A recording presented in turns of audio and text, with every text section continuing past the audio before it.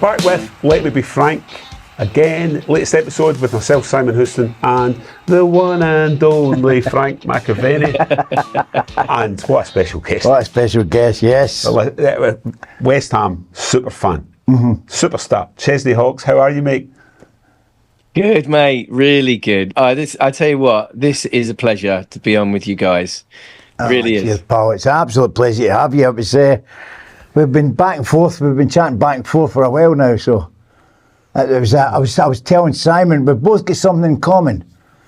When you were, you went to the final. You were in the final and you done the fan zone, didn't you? With West Ham there. Was it Prague? Was it? That's right.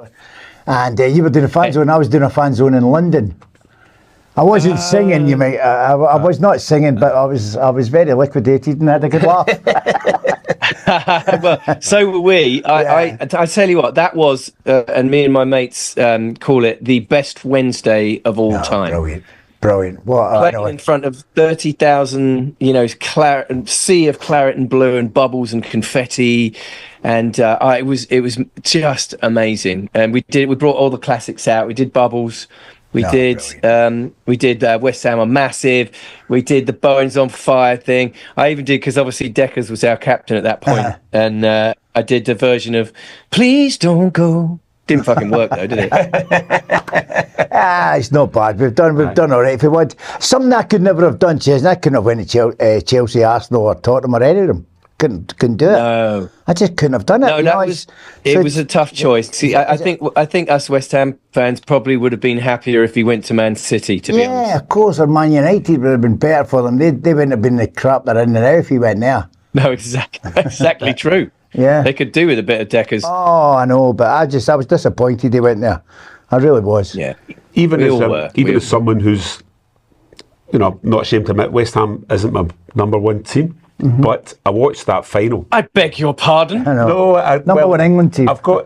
It's probably they're probably my number one English team. But I'll probably just about for a number of reasons. This man been the main reason actually. Mm-hmm. But I watched that final and I remember thinking how great it would have been to be a West Ham supporter, given all the years without a trophy. Mm-hmm.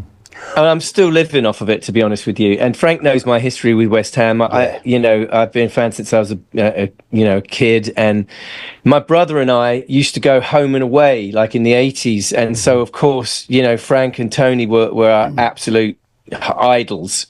So we used to sit there as like 13-year-olds and watch Frank banging them in every week. And to see our team, win something after all those years. Yeah. First time in my lifetime, to have my club actually win something. And gosh, I'm still living off of that moment, to be honest with you. I remember watching you on the telly a few years ago. I think it might have been League of Their Own, possibly, and you came on wearing a McAvennie number 8. I did. You did. Brilliant. That's when my missus got in touch with you. She was wanting to know where you got the T-shirt. Brilliant. That's right, because I came out and James Corden was like, I didn't know you were West Ham. I was like, yeah. He said, is that a McAvennie top? I said, bloody right it is. Yeah, brilliant. My boy. That's my boy right there. Absolutely brilliant. It was a good photo as well. I was quite happy with that. It's a good photo. You look great. You always look good, mate. Look at you. You're still looking. And at the age, like his hair's the same colour as well all these years later. I know. Same hairdresser. Still got those blonde locks. I love it. But that, so you'd have been, I'm trying to do my sums here, 1986, boys of 86, when they pushed the league title all the way. You'd have been, just in your mid-teens? 14, 15. Something like that. During that, I went home and away that season. Literally every single game, all the cup games, all the replays, everything. We went to every game. Because once you start that and you go to every single game, home and away, for the first hang on a minute. Good afternoon. Apologies. I'm on a reminder that at 2 p.m. today, I'm on a ship. Is the ship moving at the moment? Yes, I'm in the middle of the sea. Yeah, I'm like somewhere in the Mediterranean. Oh, you're brilliant. You take your West Ham top everywhere. That's tremendous. I like that. Of course I do. Yeah. Of course I do, mate. Superb. I was in the gym this morning. I was in the gym this morning. I had the black one on. So there Oh, you go. did? Yeah, I've started training again. So yeah. So this is good fits me. because we only sort of nailed this interview down a day or two ago, which means you set off wherever you're going with that West Ham top in your luggage. That's just I brilliant. have to have it, boys, because if West Ham is playing, which obviously they are, every week at the moment, not this week because of the international break, but I've got to have my top. I've got to wear my colours, So if I'm away for a week or more, this is the first thing that goes into my bag. Brilliant. That's great. Well, we're talking about the final there. We were talking about the final before that guy interrupted us. But when I was doing the fan zone, something happened to me that I'm used to going to watch Celtic and Celtic winning things, and then playing for them and winning things. So you get used to it. You get a bit, you just expect it. Well, at West Ham, when I was doing the fan zone, I was obviously a wee bit pissed at the end of it after winning. But I was going back to the hotel, and there was a few boys going back to Essex, and I says, look, they said, we'll get your car. I says, no, I'll just go on the train with these boys. It's only a 2-minute walk from Stratford Station. So I got off the station and I just put it, because I put it in my phone, the name of the hotel. I forgot to put it on walking. So it was in the car and it took me all the way around these roads. But you know what? Because he'd done that, I was seeing people out in the street dancing and with their grands and their grand. It was just unbelievable to see. And you forget that's what football does to people, So I wouldn't have seen that if I had put it on a walking. I'd just have walked in a hotel. So it's obviously meant to be, Frank. You were meant to be out there with us, Brilliant. And I know that's what you mean. And it's actually the only time that my kind of Tottenham friends and Arsenal friends have actually let me have it. They're like, all right, listen, we'll give you this one. We'll give you this one. But and that never happens, does it? You know what I mean? No. So that season, the famous 86 season, which we referred to before, you were home and away. That was obviously the season where there was a TV blackout. So if you remember that or not, but a lot of the goals weren't shown in television. So you probably had to actually go to the games to watch this man doing a lot of his stuff that season. It was incredible. Well, you either go to the game, you go to the clubs in London to see Frank doing his thing. You always see me. You always see me up to about 12:30. String fellas. What was what would you say was your outstanding, your number one outstanding kind of memory of Frank playing for West Ham? Oh God! I mean, just so many. I just have like an overall kind of because Frank was so larger than life as a character for me. Can you imagine being like 13, 14-year-old boy, and seeing like Frank with his flowing blonde locks and just knocking them in every week, and he was like living the life, and that's why I think he was such an idol for us West Ham kids, and just it was like that's what I want to do. I fancy that Stringfellas life as well. Do you know the amount of people that have said that to me, when they watch me, they say it just looked as if you were enjoying yourself, and I said, well, having fun. That's what I was doing, I came into football late and I thought, I'm just going to enjoy this, and it worked. And the amount of fans that have said that to me, which is great. Can I ask you a question, Fred? Do you stay in contact with the players from those days? Yes, Tony? yes. Yeah. TC, I seen Tony yesterday. He was on a social media thing, and instead of keeping the ball, he's going to pass it on to me, obviously. But he had to spin round the ball 12 times or something with his finger on the ball, and then he tried to keep the ball up. Well, he fell flat in his face, didn't he? You know that when he spins round, because you can see Peter Crouch. It's all dizzy. Mate. So I said, I switched it off before he put my name on it. So we had, I keep in touch with him all the time. Yeah, we had. That's great. A number of the boys of 86 have already been on the podcast. So we had Tony Cotty was on, Tony Gale was on, Julian Dix. Julian Dix. He was the part of 86, but he of course. Came after. He was my roommate after Dixie. Can you imagine that? Of course he was. Yeah, the Terminator, right? It wasn't quiet. There was no politics getting talked in that room. No, there wasn't. I bet they weren't. I bet. And Julian also broke the record for the number of times you can say the F word in a podcast in 40 minutes. And by the way, you're more than welcome to. We don't mind. If you feel the need, you can have the occasional wee swear word, and let me be frank with you. Of course you do. Okay in that. Sometimes people like to get wee fucking. I'll bear that one in mind, boys. That'll be cut. So listen, before we forget, it's really important to talk to you about what you're up to now. Yes. The new single out. You've got a tour coming up. The single is obviously called Get a Hold of Yourself, but the video has got everybody talking because you're completely naked in it. You've seen it? Yeah. I've seen it, yes. It's great. Okay, come on. What was that all about? It's like something that Frank would have done in the 80s, isn't it? I'm still like, Many times. That's us getting back to Stringfellas again. That's what I imagined your life was like in the 80s, Frank. You know, it was like stately mansion, walking, dancing around naked, a couple of dolly birds here. Yeah, only a couple. Just a couple. Yeah. I love it. Yeah, thanks. No, so the song itself, it's called "Get a Hold of Yourself," and it's about like freedom of self-expression and kind of like getting to a certain age in your life where you don't give a shit what anyone thinks, and you've earned the right to be you. You know, it's like looking at the positive things in life and following what you love and keeping your mental health in check in that way. That's what it's about. Yeah. So I wanted to do something brave and bold, and I couldn't think of anything. I had that idea of dancing around naked in the stately mansion, just completely, swinging in the wind. And as soon as I had that idea, there was nothing else that was going to match up to it. And the team were bringing other ideas to me, like, what about this? I'm like, no, I don't think so. I think I have to get my kit on. I think yeah. So that's what I did. Brilliant. And superb. Bit of a reaction to it. It worked. Yeah, it definitely worked. Yeah, no, it's definitely worked. It's got people talking, that's for sure. Yeah. I was listening to Radio 2 the other day, and Scott Meals was playing it and getting an instant reaction from David Tennant and Jodie Whittaker. And David Tennant take a look at it, and he's like, "That's an 85-year-old naked man." But you were quite comfortable doing it. You weren't, No, well, but when you're fit, you can do that, don't you? When you start putting the pounds on, you'll not be doing that anymore. So, but the thing is, I didn't want it to be like, I am slightly dad bod, guys. I'm not like trying to be Ryan Gosling or Lenny Kravitz or anything. I don't have the six pack and stuff. I didn't want it to be that, but I kind of wanted it to be like, I'm just like an ordinary bloke, just having fun. And it's okay to do this, in a midlife crisis and just having fun with it. You know what I mean? My kids were like, "Oh, it's just dad doing his thing." So you're touring, but we were really, really sad to learn that you're not coming to Scotland in this next tour.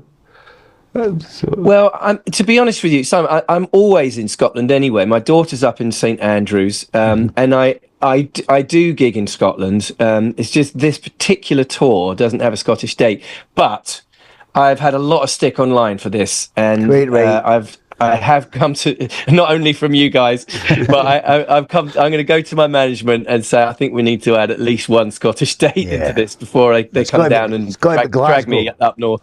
No, Glasgow. It's got to be. Glasgow's the best crowds in the UK for sure. Everyone knows that. Brilliant. You said earlier on that I think you played King Tut's a few times in the past as well. Would that years? Definitely played it back in the early 90s for sure, and I've done it since then, probably kind of early 2000s. Last time I was in Glasgow, I played the theatre. What's that? Is it the King's Theatre? King's, yes. Yeah, I played that, and I also played the King's with the Tremolos. My dad was the lead singer of the Tremolos, and he hasn't been well, so I kind of took over as lead singer of the Tremolos for a couple of years there, a couple of tours. So we played the King's there as well. Fantastic. Wow. Well, if you do come up, then you have to come into the studio and meet Frank in person. Yes. I'm surprised, amazed to learn you guys haven't actually met in person. No, we've been back and forth, haven't we? But it's I think we've been Twitter friends, and obviously with Frank's missus, I've been back and forth a little bit here and there. But I am surprised we haven't met. Yeah, you don't know about most of that. I'm hearing that about her, Moya, if you're watching, I can only apologise. Yeah. Yeah. Yeah, she's a good girl. She's changed my life, mate, so that's good. Right, so that's wonderful. we're I'm glad 15 to minutes hear. in. We're 15 minutes in. We haven't asked, we spoke to you about the obvious. The song, the one and only. So I've actually got a couple of questions for Frank about this. So we'll do that in a wee bit. So we've got a regular feature where I'll ask you questions about Frank. And then Perfect. I'm going to ask Frank questions about you. In fact, you know what? Let's do it now. We'll do it right now, right? So Oh, yeah, thank you. I'll apologise now, Chesney. the first section is called Frank's for the Memories, right? And these are questions about Frank's career, right? Yeah. And about West Ham in the 1980s. So if you're home and away, you might know the answers to some of these. The first question is, Although it was a long time ago. Yeah. could you tell me what the price of a ticket for the West Stand at Upton Park would have been in 1986? God, that's a really good question. I'm going to say it was like £12.50. Well, it might have been in another stand. In the West Stand, it was £6. I only know that because I was able to find that online this morning. There you go. It's funny. You can't. I know, it's I such can't. a hard thing to It remember. is, I isn't know. it? I should have given you a multiple choice. £95 it You know is what, now, I'm going to give Chesney. you half a point for I that. know, mate. 95 quid it is now. We'll make the second one a multiple choice. So, what was the price of a West Ham programme, a match programme in 1986? Was it 60p or 80p? I'm going to say 80p. No, it was 60p. 60p. I remember that, 'cause By the way, I've got a couple in the house, so that's how I know it. He's almost Yeah, as me bad as- too. I have too. I've got some of those old 80s Yeah. programs, and they had the little round thing with 60p written on them. I should have bloody known that. I'll give you this is also a multiple choice. Two wrong so far. Well, not as bad as Carlton. Carlton caught me his first four wrong. So, number 3, which English side was Frank poised to sign for before he joined West Ham instead? Now, if you don't know the answer, which English First Division team at that point, Frank was poised to sign for them and then changed his mind and he went to West Ham I instead. didn't know anything about West Ham, to be honest with you.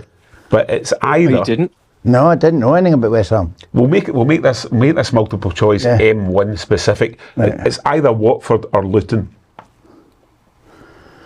I remember back then there was only one good team. Yeah, exactly. I'm going to go Watford. No, Luton. it's Luton. I went Damn down. it! I went down to Three. sign for Luton, and the chairman came up and slapped me in the head and says, "Welcome to Luton, Macca," and I didn't like it.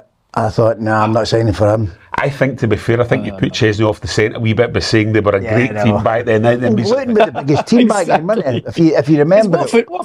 Watford was doing all right in those days. as well. No, when I went down, well, I suppose they were. They were before it when Elton was looking after them, wasn't it? So this one, Yeah, exactly. number 4, how many league goals did Frank score in the famous 85-86 season? That's a long time ago. Was it 21 or 26? 26. Yes! Well done. League We're goal. off. Yeah, well done. Straight in. And the final question. 2 famous Scotland strikers came from the tough Milton estate in Glasgow. Frank was one of them. Was the other one Kenny Dalglish or Ali McCoist? Ali McCoist. No, Kenny. Oh, God, I'm so bad at this. I am the worst. Kenny was I can't born believe in it. Govan. I only said Ali because Ali's a friend of mine. I like Ali. Yeah, he's a pal of mine as well. We'll talk about Ali in a wee minute as well. But I'm very quickly going to give Frank 3 questions about Right, you. here we go. I actually hope you get them all wrong. Yeah, Right. okay. Multiple choice, And I okay. don't know the answers. Which song did Chesney knock off the number 1 spot in March 1991 with the one and only? Is there a multiple choice? Yes. You're going to give multiple, yeah. I'm going to give you the... So, it was either The Stonk by Hale and Pace and the Stonkers or Size of a Cow by the Wonder Stuff. Can't remember any of them, so I'll go with Stonk. Well done, Frank. Was it? Oh, well Was it? Was that Hale and See? Pace? Hale and You're Pace. better at guessing than me. Yeah. Yeah, I've never heard the other one. Now, second question, which song knocked Chesney off number 1 on the 28th of April 1991? Was it Cher's lucky with those. Shoop Shoop song or was it Rhythm of My Heart by Rod Stewart? God, two good songs, but I'm going to go. Well, I don't know, but Rod's a friend, so that'll do. I'll go with Rod. No, it was Cher, the Shoot Wasn't Shoot it? song. There you go. Would you have known the answer to that, Chesney? Yeah, I would have known both of those actually. Yeah, but yeah. See, there you go. The final question: how many copies of The One and Only were sold in the UK? 300,000 or 400,000? Go with 4. Yes, well done. Go with 4. 400,000. Well done, sir. Yeah. You too. You know, 28 goals. Yeah, 28 goals. 400,000 singles. Yeah, well done. Was that a 10 or a sale? I was actually, so I was You used to earn money in those days when you sold records. I was keen to get you to ask you about that because Nick Kershaw wrote One and Only, as we know. I'm sure you knew that as well, Frank. How does the kind of royalty breakdown work for that? I know that I read somewhere that Nick Kershaw bought 2 houses off the back of that song. What did you buy? He went to I did a Frank. When I first made it and made some money, I was like, I bought all my family. You get a car, you get a car, you get a car. You know, spunked it all on a studio, like £250,000, and you know, I was the one picking up all the bills and ended up with nothing. Yes, I know that. You know that feeling, don't we, Paul? Well, you've been in that movie. Proper pop star lifestyle. Yeah. But is there, again, purely because I know nothing about the music industry, but when a song's written, obviously the writing credits are distributed and someone will get the lion's share. Does it, how does a percentage breakdown go with who gets what? It really depends on a lot of things. It's like any business in a way. Like if you've got a record label, then they will pay for everything, the videos, the recordings, and, any promotion and all that kind of stuff. So they take the lion's share, and on an average, it's probably about like 85%, something like that, is the record label. Yeah. So the artist kind of ends up getting kind of on average between 12 and 18% if you're lucky, Right. So my God. But it's still. Yeah. I mean, I'm sure the money from that still ticks over nicely and kind of. Well, it's beer money now, Simon. I couldn't live on the money from those days, but it depends what the One and Only does in that year. So, like if it gets placed on a film or something like that, then there'll be a little bit more coming through. But as far as royalties for the song, it trickles in, and I'm able to buy a pint here and there. Obviously, I'm not able to afford a pint at the London Stadium because or a ticket. Yeah. Or a ticket. Yeah. Yes. I can't believe it. £95 for a ticket. That's the cheapest one I heard. My God. Yeah, it's That's mad. incredible, isn't it? And it's 60-odd thousand, which is wonderful for West Ham, but just a bit pricey, isn't it? I saw an interview with you fairly recently. Someone asked you about how at that point when One and Only was doing so well, and then things obviously became quieter for you. You put that down to overexposure at the time. That you were, for a year or so, you were absolutely everywhere. You were in the front of all the magazines and so on. Looking back, would you have changed how that was?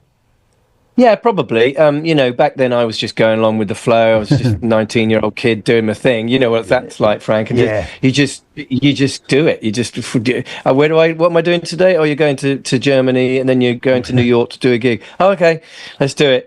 I wasn't really kind of like paying attention to kind of long-term career stuff, which you wouldn't as a kid. And, there's money and there's everything going on. It's crazy. It's like living in the eye of a storm. And, so yeah, these days it's very, very different. Now I'm kind of in control of what I do, what I record, what I put out visually, and all that kind of stuff. And it's kind of like in my own hands, which I absolutely much prefer. Yeah. If you had done the video that you've just done back in 1991. It might have been a slightly different reaction to it. Yeah. Well, that's the thing. The other reason that I wanted to do that video is because it kind of like break away from that kind of boy next door image that was like not really ever me, to be quite honest with you. I was always a bit rock and roll as a kid, and and that's what I do I'm a guitar player. I always had bands and just like it's rock and roll, you know. So to have that kind of boy next door image, just part of what the record label just kind of like did for me. You know, I wanted to kind of like break that myth a little bit, and so maybe getting naked, prancing around, swinging in the wind was a good, good to do that. I don't know. But 5 weeks at number one, so that presumably meant you were on Top of the Pops once a week for 5 weeks. Yeah. Is that or did they show the video? I can't actually remember. No, I did it. I did it about 4 or 5 times, 6 times, I think, because we did the Christmas special that year as well.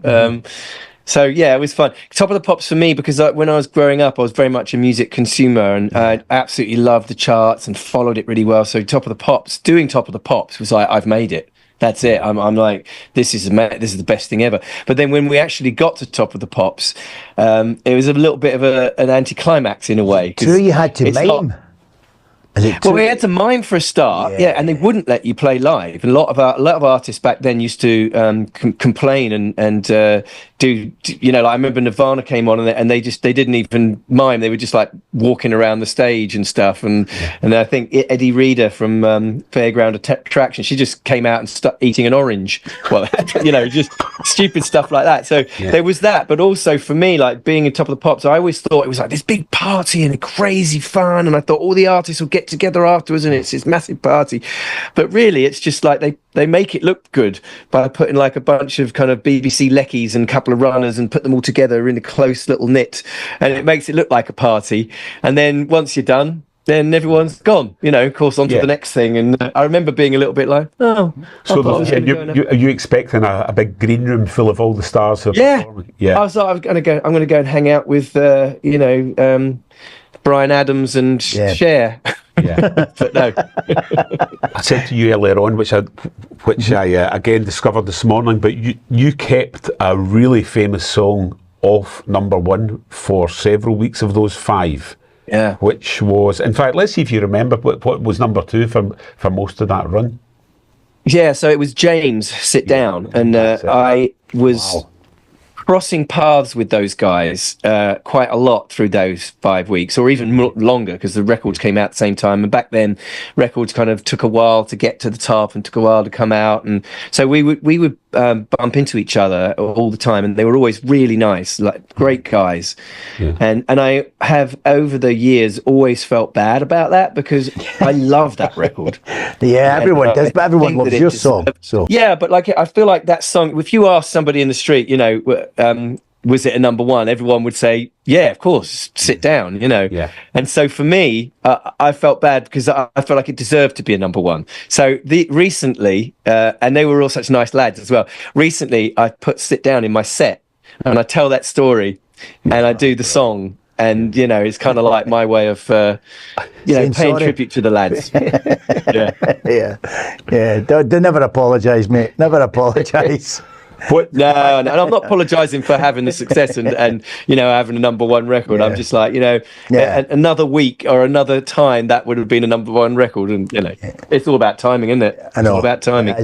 Timing's everything. Back to the West Ham chat then. So, do you get too many of the games now, or are you struggling a wee bit to? Yeah, I mean, now that I've moved back and I'm actually back in the motherland, which I'm so happy about, I will be able to get to a few games once I'm not quite as busy as I am. I went to the Chelsea game the other day, which was a shame. Yeah. You wish you had. You're walking out wishing you hadn't made it. Totally wish I hadn't, you know, because, you know, I think that it's for us West Ham fans right now, it's an interesting time, because obviously new manager, new crop of players that they're trying to, you know, bed in. It's all a little bit kind of up in the air, and you know, he's not quite found his starting 11. We've got, but I think there's promise there. Yeah. You know, we've got some amazing players up front. I mean, I love Jared. Kudus is incredible. Paqueta is obviously like, you know, when he's playing well, probably the best player in the league.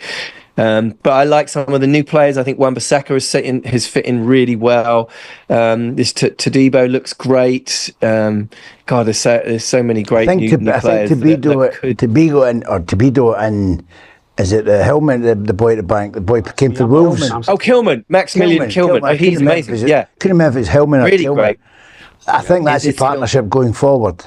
I mean, I think... Yeah, I totally agree. I know Master totally agree. Prentice is there, but I think that's the two going forward. So, for me anyway, that's... Yeah, I agree. I like Kilman, and he seems to be very popular with the West Ham fraternity. I like because he's a classic West Ham fullback. He's a hard man, Yeah. In a Julian Dix kind of style. Yeah.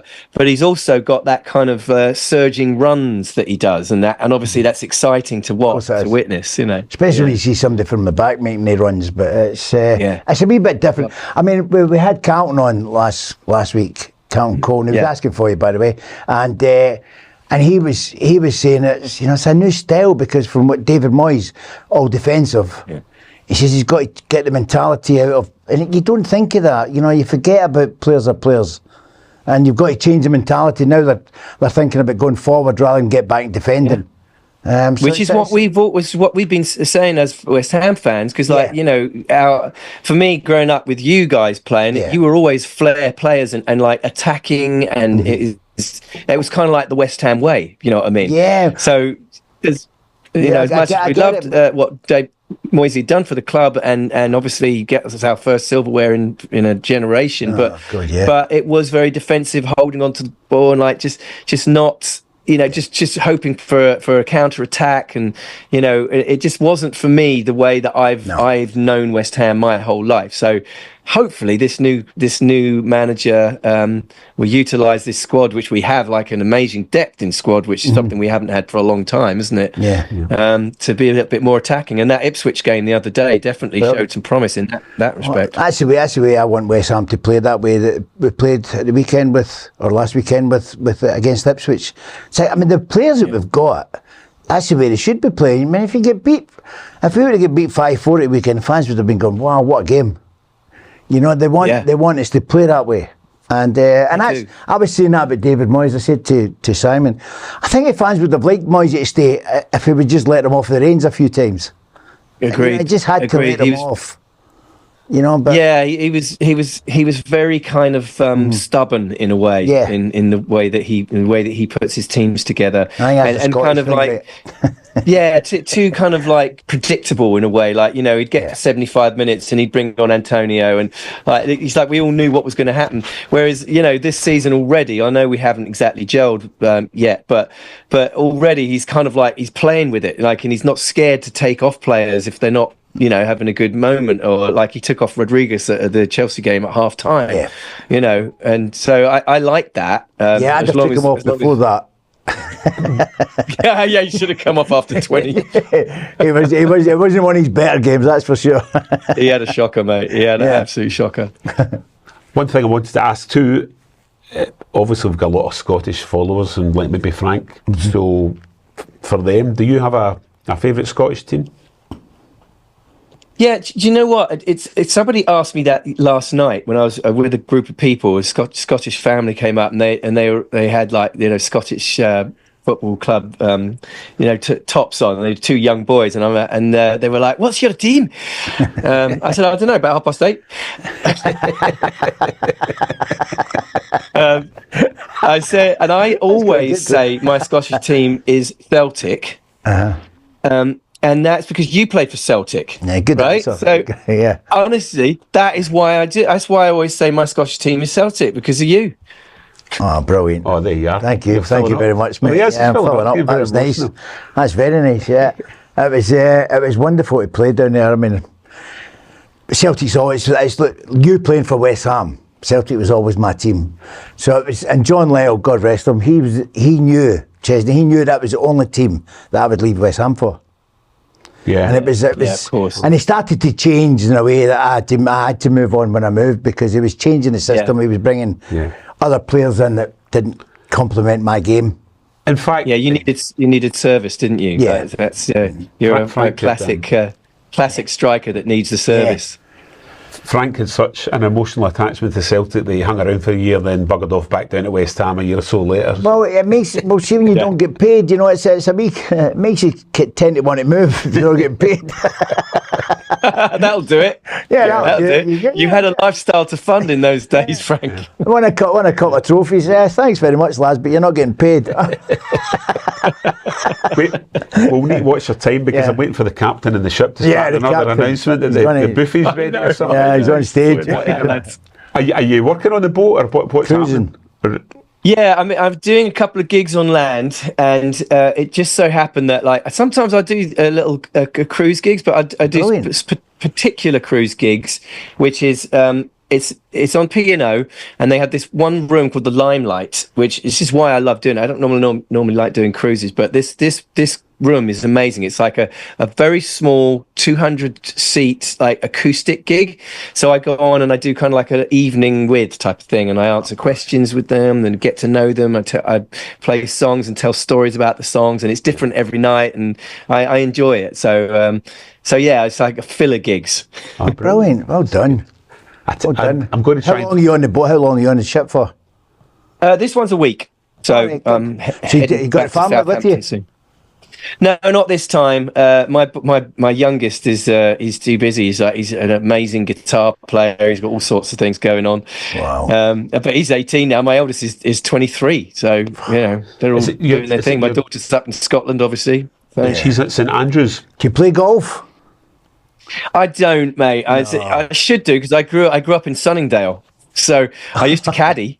I used to caddy a lot. I was quite a good caddy. All of us boys lads that grew up around, because it's between Wentworth and Sunningdale Golf Course. Yeah. So we used to, on a Sunday morning, get up at 6 a.m., go down to the golf club, and we get like 20 quid a round. Yeah. They're getting 100 quid now, Jez. That's what the caddies are getting now, 100 quid. Where? No, I'm sure. But we weren't pro caddies, you see. So they used to use us kids because we knew what we were doing. We knew the clubs. You get to know the clubs. You get to know the course. So we would be like the cheap option. So instead of getting like a professional caddy, they'd get us kids, and we were like 15, 16-year-olds, like lumping the clubs around. It's brilliant. And you never took it up. That's a shame, because it's. I know. I'm fascinated with it, and I can't get enough of it. I can't get enough. Yeah, my brother loves the game. My dad used to play golf as well, but I just never got into it. I think I'm just I'm too kind of gangly. Same with my football. My brother's a really good striker, actually. He's good. So is my boy. But I'm just a liability on a football pitch. I'd be more likely to just go, I fall over myself or fall over someone else or damage someone. We're going to wrap things up shortly, but absolutely fantastic having you up. Having you on, but it would be great to have you up in the studio at some point. You have to let us know when you're going to be in Scotland. If you put that date on, let me know. And we'll see you and we'll get you in the studio. It'll be great. Yeah, it'd be great. I'll bring a guitar, boys, and we'll do a bit of bubbles. Superb, brilliant. We'll get Frank singing alongside you. Yeah. Yes. That's all. I used to have one and only on my bio for the Twitter and all that. I've now put the podcast on it. But people, every time they say, one and only, and they start singing that song, that's all they sing. Everyone knows it. It's like worldwide. Would you give us a blast? Give us a blast of the chorus before you? I'm not doing it. No. You, Chesney. Yeah, you don't want me to ruin the song. Here we go. Frank is the one and only. That's Cheers, that's mate. what I wanted to get going in the. That's why I want to get going in the terraces, mate. Oh, brilliant. Chesney, it's been a blast. Thanks very much indeed. Yeah. And thank you. Was it you West Ham fans do? Is it that? One of Hammers. There you go. That's us. There you go. Or you just do that. Look at that. Oh, look at it. It's wow. Fantastic. Wow. Somebody sent me something last week. A guy had me and DiCanio on his thigh. He's tattooed. Amazing, and I'm saying, really? Yeah. Me and DiCanio. That means you and DiCanio are like kissing while he's walking. You couldn't get any two more nutcases. I'm sure there's been a few people on your thighs for but we won't go into that. Right, listen, we'll let you get back to what you're doing. And Chesney, thanks again. It's been brilliant having you. And good luck with the cruise, pal. Before we go, remember to subscribe. You know what to do. Hit the buttons, all that kind of stuff. And Instagram, TikTok, Twitter, the lot. All the usual. We'll see you again for the next episode of Let Me Be Frank. Thank you. Cheers. Come on, you Irons. Come on, you Irons. Thanks.